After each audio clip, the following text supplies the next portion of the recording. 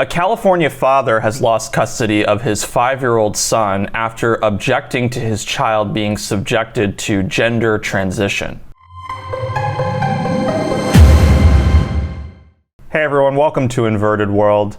This is a very sad story, just when you think things in California couldn't get any crazier. And this all started when this child was only 2 years old, and his mother insisted that he was actually a girl, not a boy. As a parent, how ideologically possessed and deranged do you have to be to decide what gender your child is when they are nowhere near the age of making decisions for themselves? Adam shares that Aiden's mother began clothing him in a girl's dress at the young age of 2, with his mother ultimately deciding he was transgender by the age of 4.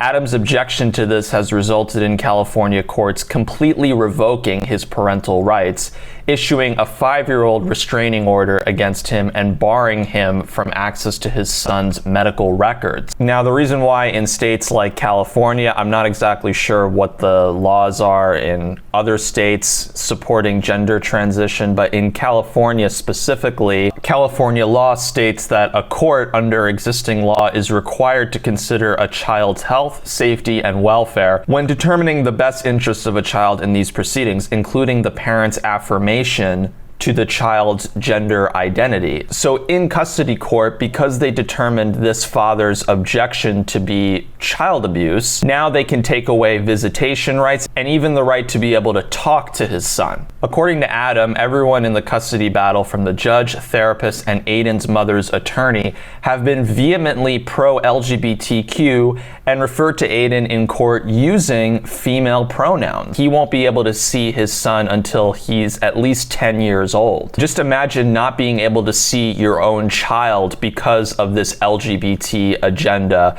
and all of these Democrat states passing absolutely absurd laws. And then the person actually doing the right thing is considered the abuser, not the person that subjected their child to a gender transition. And according to this report, conveniently at 10 years old, when his father will be able to see him again, that is the same age that his mother will be able to put him on puberty blockers. And if you don't know the harmful effects of puberty blockers on children, I suggest you look it up, and you should start with the film, What is a Woman? So this is a picture of Adam with his son.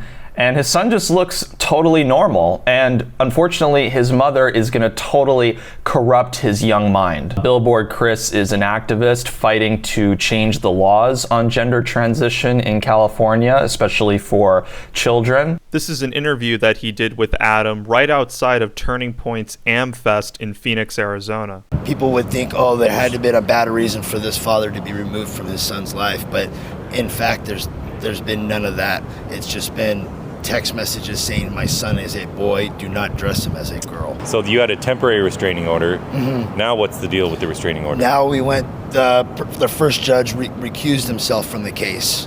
Me and my attorney do not know why the California judge from Pasadena recused himself. From my understanding is that that's very rare for a judge to be so invested into a case and then just one day completely recuse himself. So we're down at Los Angeles with a judge from the Los Angeles Family Court, Mark Duhas, and he is the one that ordered the 5-year restraining order. So that'll put me at 8 years completely disconnected from my son, and not being able to raise him as a boy, not be able to treat him as a man. I have missed going on now 4 Christmases. I still have Christmas gifts sitting at my house. One of my first videos I did on my Instagram was unwrapping his Christmas gifts from 3 years ago. Opposing counsel never at one time ever made it for him to be able to get his Christmas gifts. She told me that, oh, that's not my priority right now. Adam, if you're listening to this, I'm praying for you and your son, and I really do hope you get to see each other again very soon. Please know that this absolutely breaks my heart that you've had to go through something like this. Please consider making a donation to Adam Vena's Give, Send, Go. I'll post a link in the description. Every little bit helps to support his legal efforts. If you're new to this channel, please be sure to like, share, subscribe, and hit that notification bell. Until next time, thanks for watching Inverted World.